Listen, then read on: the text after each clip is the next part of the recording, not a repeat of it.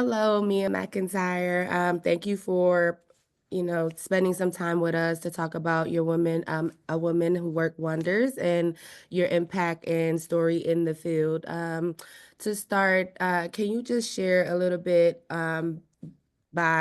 beginning by introducing yourself? What field or organizations are you representing, if any, and your professional involvement so that our listeners can get an insight of who you are and what you're currently doing or have done? Sure. So hi everyone. My name is Mia McIntyre. I am a two-time terp. I graduated, I did the 4+1 program and I graduated in 2019 with my undergraduate degree in marketing. Stayed an extra year to get my MS degree in marketing analytics. I would say typically my background does kind of skew more towards the marketing side when it comes like internships and my first job post grad. However, now I've kind of pivoted and I work kind of at the intersection of music, tech, and I guess a little bit of data as well. I currently serve as a music publishing operations specialist at TikTok, also known as ByteDance. And within my role, I'm kind of in charge for, I would say more so on the reporting aspect in terms of sending reports out to our music publishing partners. And what that means is when it comes to music publishing, that is ensuring that songwriters, composers, and things like that are compensated due from their usage on the platform. My role also does involve like some content management as well. So in terms of examples are if we get a request for like a takedown or in terms of reinstating songs as well, that also entails in my career. My role also involves some like project management, so ensuring my team is like organized, building trackers, systems, and dashboards to help kind of improve efficiency along my team. I would say within my undergraduate career, I am also a Spring 27 initiate into the Kappa Phi chapter of Delta Sigma Theta Sorority Incorporated. Also, I was heavily involved within the Smith Fellows Program. I know what's it called? My graduate job, I forget the name of it. I was also involved with Smith then as well. So I was heavily involved with Smith, I would say. But yeah, I'm happy to be here today and thank you so much for inviting me. Of course. Two-time Terps, we had to tell the story, right? Especially because you've done so much in your, career pathway already, if you haven't thought of it that way, right? But in terms of what you've just shared, it's a very, I didn't even know what a ByteDance publishing and what that area does, right? So learning more about your experiences and how you broke through that. Can you share a little bit more about that like pathway towards what you do now? Is Sure, it definitely. always like something that you've thought of when you were like selecting careers or choosing majors or doing the +1 program with Smith and your graduate assistantship? So you did a lot in those spaces. Yeah, so I would say no, I did not think I would end up here. When I was in my undergrad and graduate program, to be completely transparent, I didn't know about the career until I got into it myself. However, I would say in undergrad, I thought I was going to become maybe like a brand campaign manager or like work in like ad operations or just like in the marketing, more creative side as a whole.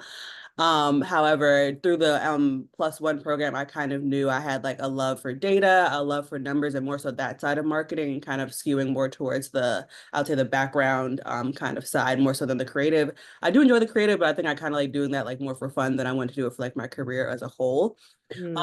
And with my experience through the +1 program and learning skills like Python, SQL, and like different coding languages and things like that, I then went on to get my first job post grad, which was a marketing operations analyst at a company called ID Me in Tyson's Corner. And through that job, that's kind of where I learned like the basics of like dashboard building, like email marketing campaigns, and kind of analyzing the data after that. Mhm. Understanding like Google Analytics, just kind of learning more about like the data and kind of like the day to day of understanding how this can impact business decisions. Mhm. However, then kind of once I went on from there, I saw the role open up at TikTok for a music publishing operations coordinator, and I was like, I'm a person who I love trying new things. Like I have been almost like every industry. I was an Uber driver at one point. Like I worked in Oh, all. wow. Yeah, I saw like you were doing a 30 for 32, so we'll talk more about that. Yeah, yeah. Yeah, I've worked in like every single industry like possible kind of it feels like. I just love trying new things. So when I saw this role open up, I was like, oh, like I've always kind of wanted to like learn more about the music business and kind of being that. I was like a Revolt intern for a little, like kind of handling like some like their communication and background stuff. So I was like, okay, like let me kind of like see like what this is about. I applied, so got the job, luckily. Um, and with during my interview process, my manager kind of informed me that like the reason he was like, I guess, interested in me in a sense was because I had like that data and analysis background, which is what I need on my day to day for my job currently. Although I didn't have much music experience, I really appreciate him for kind of teaching me and like showing me all the ropes of like what is music publishing, how are these composers and songwriters getting paid, what is mech versus perf, like just like different like tools and like things like that, kind of understanding the day to day of the music business and like that's a whole. But he saw that I had like data analysis experience and how that can kind of be applied to like different aspects. And also that because I didn't have much music business experience, he's kind of wanted that because I can come in with like a new like insight and perspective of someone who hasn't seen this like information before and kind of can like ask like newer questions versus people who have been in it for like years and kind of go with the day to day like the usual flow. But I was kind of able to like fit in there and just like yeah, just like bringing like new perspectives to my team, I would say. Right. That's good to hear, Mia. Especially because like a lot of students who are on their career pathway or journey thinks about I have to gain all of these experiences or I don't have any relevant experience. So how do I like get into the field or how do I, start to think about communicating my skill sets or transferable skills to be able to pivot into different specialization, even though like they utilize the same type of, hard skills and soft skills, but like it may be a different industry, right? Like data analyses and data science is in every different field, but it depends on what field you go into. So hearing that is very affirming, but also like probably going to well, we'll encourage students to like, be open to new things like you said, and, it's the fear of stopping themselves rather than like just trying and going for it. Right. So thank you for sharing that. So just to take it back a little bit, which you're not that old, so just to take it back a little bit, growing up, what did you think your life would be like today, and what was the career journey to get here, right? So how did you start about thinking about careers and, creating that vision or pathway or legacy, whatever, way you describe it? Mhm. Good question. Wow. Taking it back. I would say when I was really younger, I wanted to be a dentist, but I Wow. realized I don't like medicine science. That's not my specialty. I knew in high school, I was like, I'm good at math. Let's do the numbers kind of thing. But then also my mom, I went to Hampton University and she is a marketing professional. So she kind of influenced me in terms of picking my career. I knew I kind of always wanted to go to like corporate America, the business realm, but however, choosing my major when I got to college, I think I came in as a finance major actually. I was like, let me just try this. But I was like, I took like intro to finance and I was like, yeah, I don't think so then I That pivoted, was me in econ. I was like, yeah. right? Mhm. I was like, I don't think this is for me. So pivoted into marketing. And I loved it that way. I love like all the professors kind of I've dealt with, learned a lot in the classroom, both in and outside of. I would say, like I said, I think I thought I was gonna be like a brand campaign manager, kind of going into it now. I thought that's where I would be. But I lost my train of thought. What was I gonna say? But I would say that yeah, I'm very glad that I kind of went the marketing realm, and then I think the 4+1 program kind of started like while I was an undergrad, and Mm, I was very grateful for that program because like I said, like with marketing, I love the creative aspect. I love seeing ad campaigns and things like that, but I don't think I could do that like on a day to day, essentially. Like I like doing it for myself, like in terms of which we'll talk about like my content creation outside of work and just more of a hobby mm. kind of thing.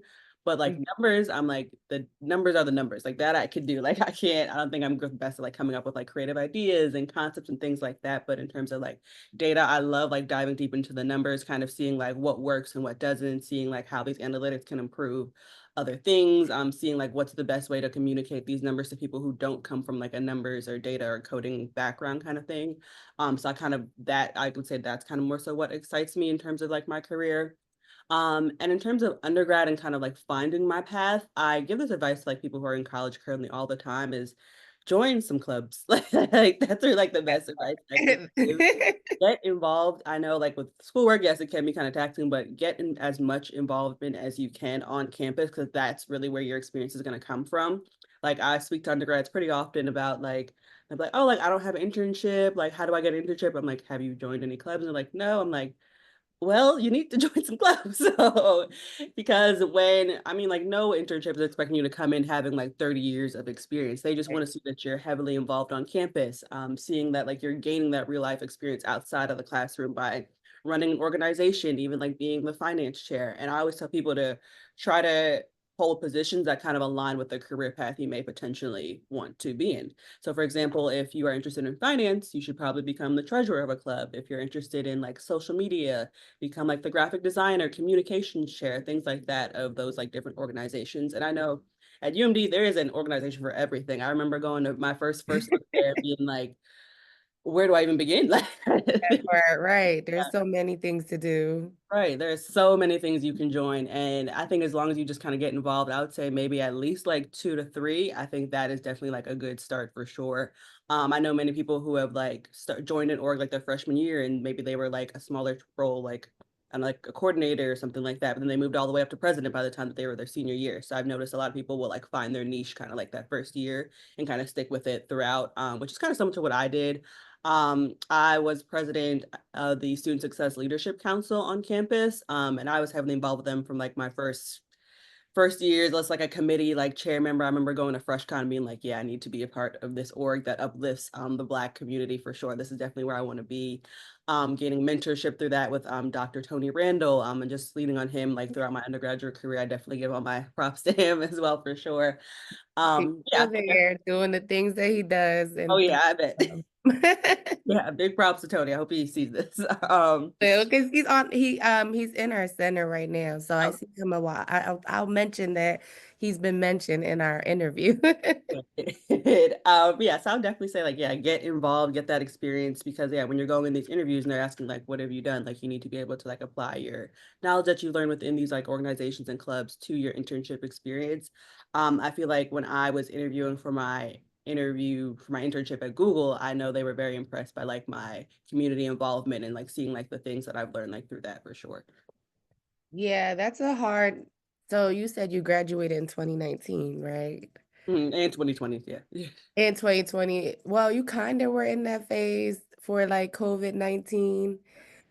So there's this like transitional phase, right, between those who were pre-COVID and after COVID, and like the um understanding of how community and leadership involvement is still important, right? Whether virtually or in person, um, and getting that across to students. It's like, transferable skills don't only come from work experience, it comes from your involvement, whether it's being in a sorority or being a part of a cultural organization or organization that impacts your community in different ways, right? Like you said, aligning those roles in the executive board and finding a way to gain those skill sets, but also like utilize those skill sets. So I really appreciate that. Um, and then I guess my follow-up question for that is, in terms of your involvement as a professional, right? You have the work, you have the impact. What is the most satisfying part of the work you get to do? And then also the most appealing, but then also how do you build community and space with, this professional pathway, right? Versus like your personal ones, which we'll talk about. Mhm. Sure. I would say the most satisfying part of my work is That's a very good question. I would say the most satisfying part is just seeing, like, I guess, kind of like my direct impact directly on the platform is very exciting. In terms of like seeing like examples of like songwrite, like for example, with songwriters, they're typically sometimes like more like the background person. The artist is usually like the main person, but the songwriter maybe sometimes doesn't get enough like shine and things like that.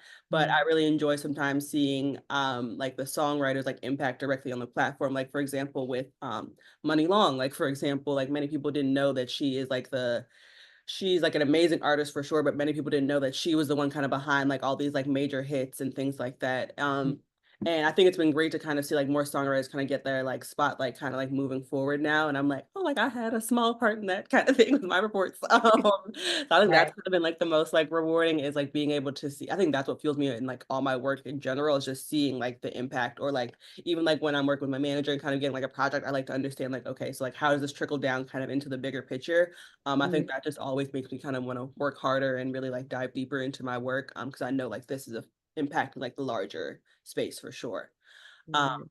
and sorry, what was the second part of the question there? In terms of, like, building that space and community and involvement, right, with the work, so I guess a better way to ask this is, like, what is a typical day for you in terms of the work, and then how do you balance that out with, like, community building and being involved in, you know, I don't know if you are, but any employee resource group, or what does that look like for you? Yeah, I would say that was a very good point. I would definitely join like employee resource groups for sure. Ours is called Black X. And typically when they're having events, I do try to like sign up just to meet people outside of like my day to day or like my smaller like team organization for sure. Like I think the last one I went to was like they did like a kind of like a backpack drive in which we like pack backpacks and we're able to like deliver those to kids like just starting school and stuff like that. I think that's definitely like a great way to meet people just outside of like your day to day that you talk to like on a weekly basis. I was able to meet people from other teams.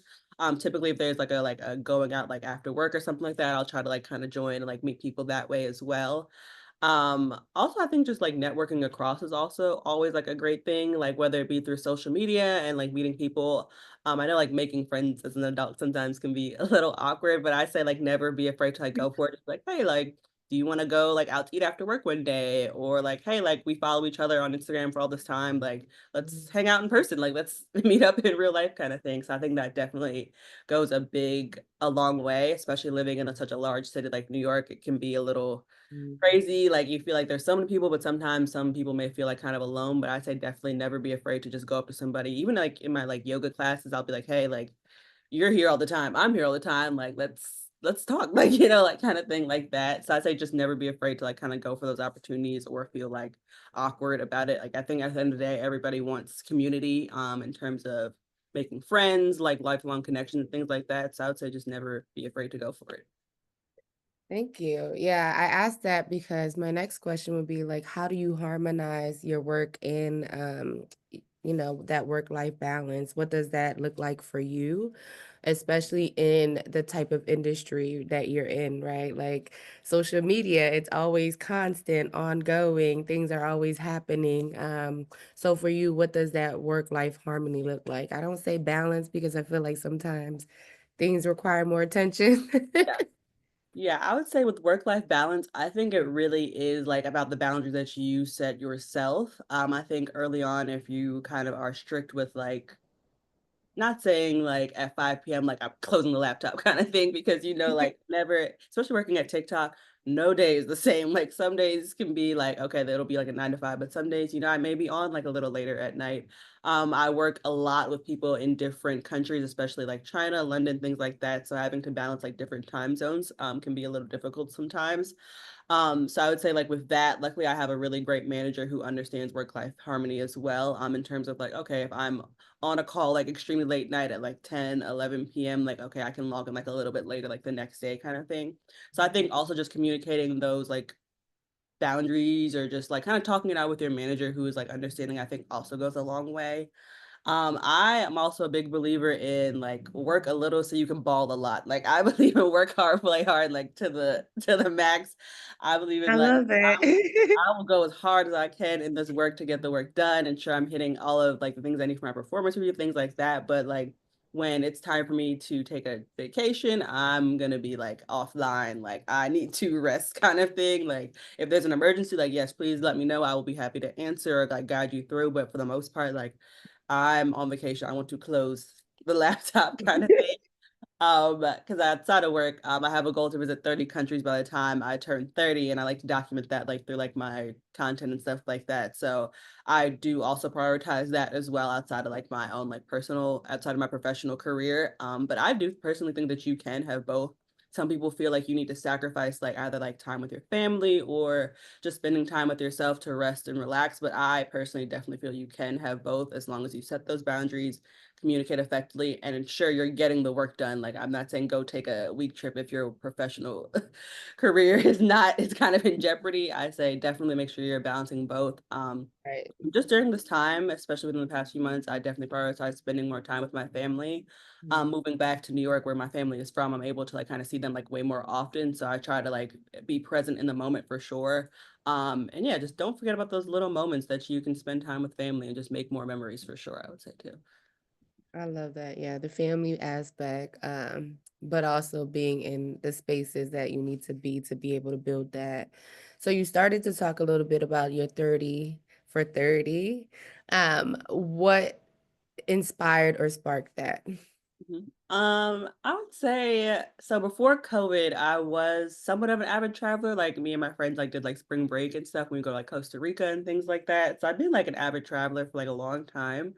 But post COVID, my friend, we did a birthday trip for her, and it was also a mother-daughter trip as well with me and my other friend. And we went to Nice, France, Paris, and London. Oh, And wow. that trip was just like so amazing and so much fun. And that really like sparked my like travel like bug, like once again for sure.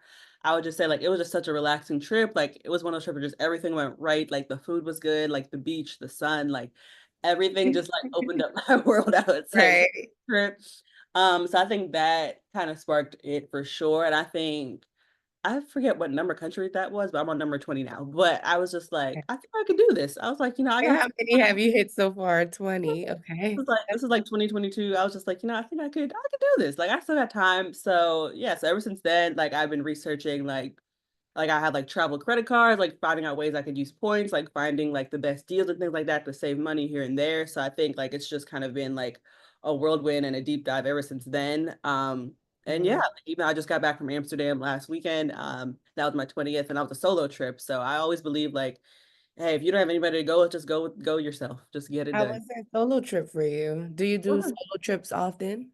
So that was my second international one. So I'll say I'm getting more into it and I loved it. I highly recommend if you are interested in solo travel, like go for sure, especially going to Europe. I feel like it's very safe. As long as just be aware of your surroundings, but it's always, especially Amsterdam was very easy to navigate, taking the tram and stuff by myself.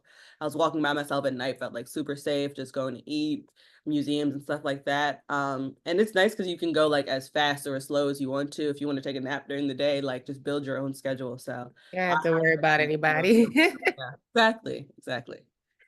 So what's your next country or place? I don't know yet. I haven't planned yet, but I do want to try to visit Korea and Thailand this year, Oh, and maybe Croatia. I think those are like the three that are on my list for the rest of the year. So. Thailand's a good one.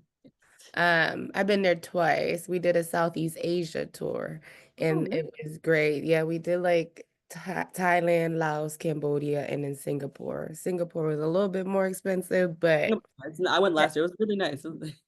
very nice. They're very much sister countries, so that's why. But if you go need some things, let me know. Oh yes, Um, send me all the recs after this, please. I will. We have a whole itinerary. Perfect.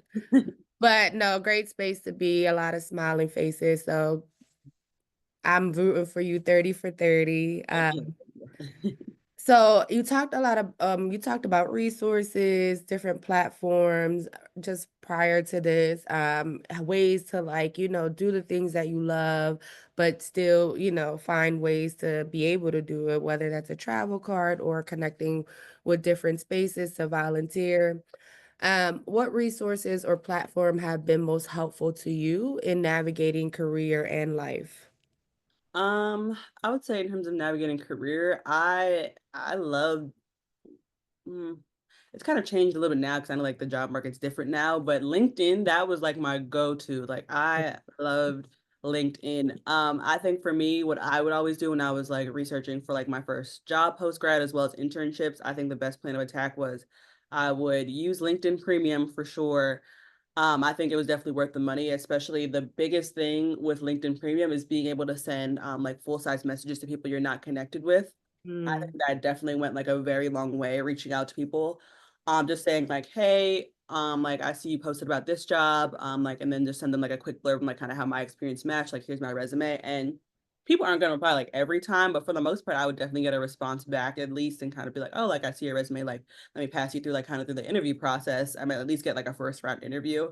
I would say that definitely went like a long way, and I would do that for pretty much almost every single job I applied for. Like every time I applied for something, I would, let's just say it's like marketing researcher at XYZ company. I would then go into LinkedIn and search to see if anyone specifically posted about that job or to see if anybody who has that job currently or in the past that I could reach out to just for more advice, just asking like, hey, like, do you know the recruiter? Can you, or even asking even just for, like, an informational interview even goes a long way. Like, I even do that even today, like, just asking people about who have, like, different, like, careers and jobs, so, like, that even I feel like it just you never stop learning and just learning from those people, like, "Oh, like, how did you get to that career space? Like, what advice can you even give me?" Like, I feel like I'm more, like, in the mid-level kinda career space, but understanding, like, how did you get to that, like, next level kind of thing, and any advice you can give me.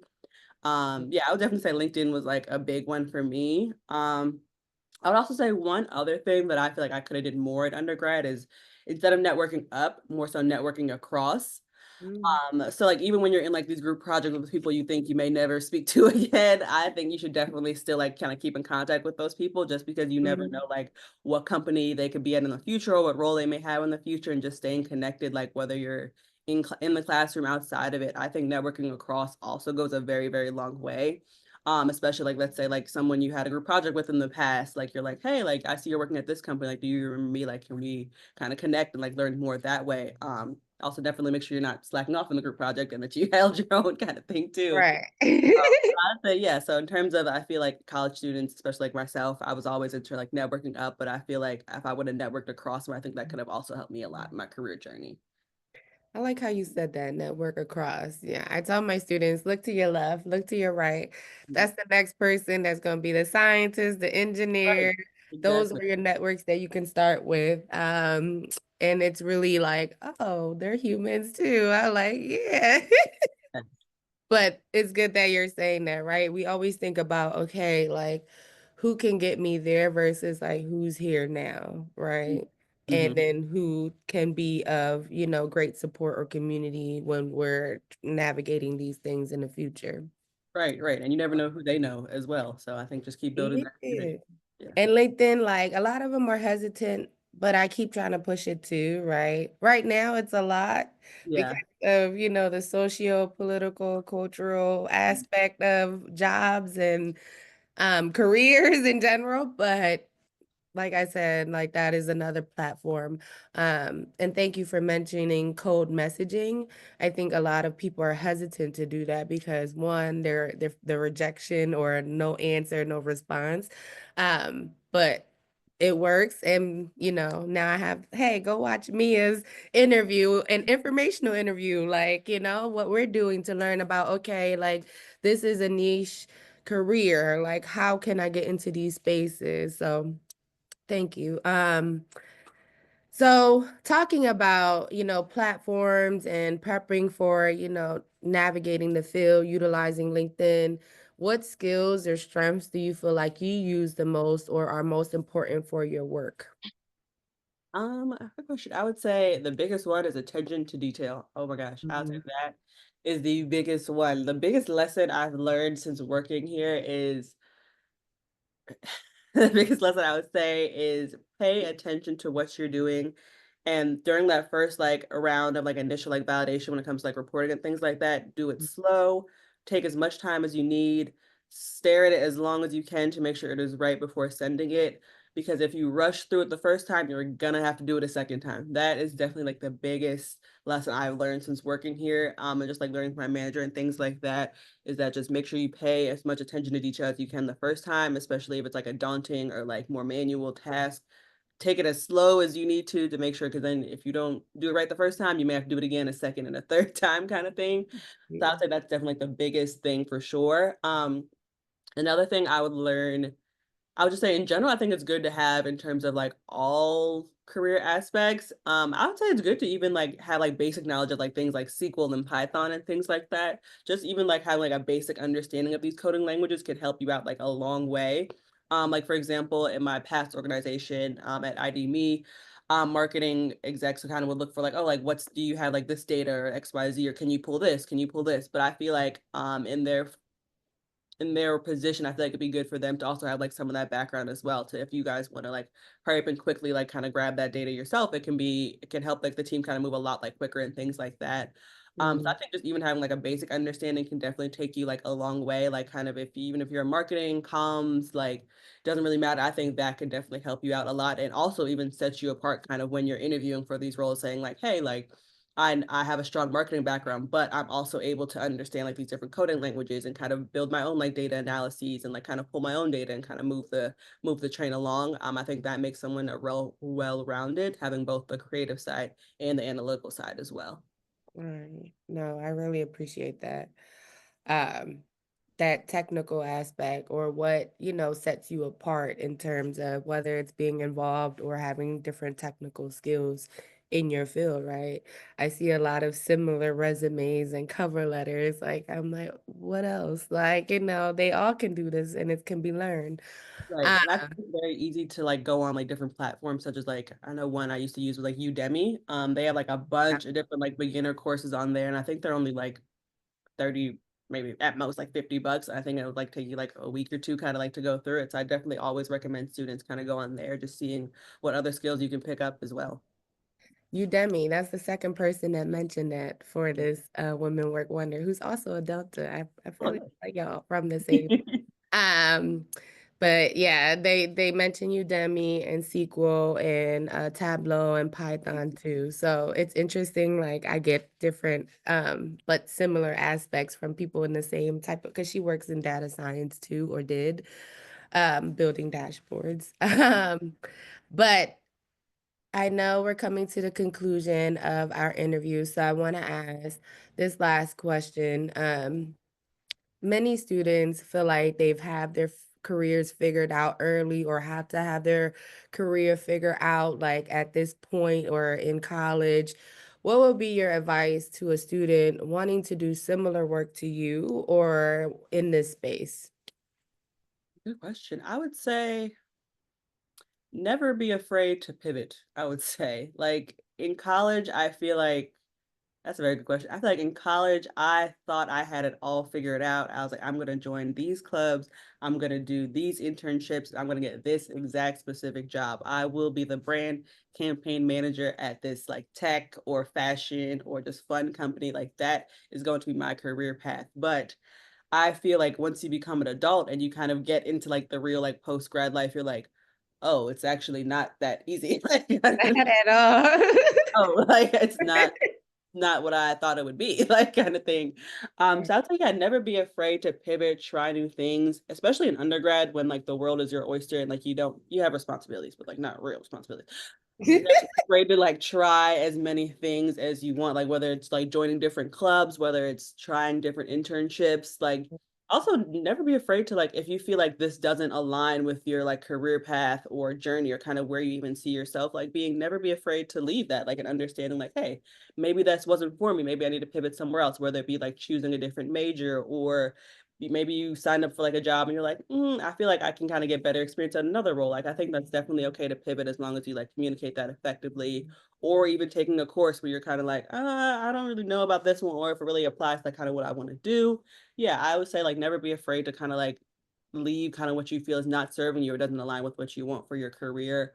And also just being open to different opportunities. Like I know like reading this job, like when I first read the title, I was like music publishing operations. I was like, what even is that? Like, kind of thing. Right. But it worked out because I've been here for like 4 years now. So I would say like, yeah, just going for those things that you think you either A, may not be qualified for if you don't fully understand, like just still being open to at least take that like first step in the door and just kind of meeting that person, understanding it, getting the background, like reaching out. Like I said, I'm a person who I love trying new things. I worked for government, worked in food service, retail, like I have any like job out there, I've Right. probably like kind of Right. done it. So never be afraid to like get that experience any way you can and just go after really anything that you feel you deserve or feel like you've worked hard for. I would say, yeah, never let anyone, how do I say this? Don't tell yourself no before anyone else can tell you no, I would say. So yeah, don't psych yourself out. Just still reach out to people if you get declined. Okay, cool. Move on to the next one. Just never take it to heart and just keep going. Thank you. I appreciate that too. And you shared great wisdom and advice with your last response, but as a woman, not but, as a woman who works wonder, any last words of wisdom for any women or students who seek, any or who's listening to your story and your pathway, I should say. Good question. Um, hmm. I would say you deserve, how do I say this? You belong. That's all I really kind of want to leave it at is that I would say you deserve to be where you are. You've worked hard, you've put in all the work, the time, and the effort, and you deserve to be where you are and you deserve to be where you want to be.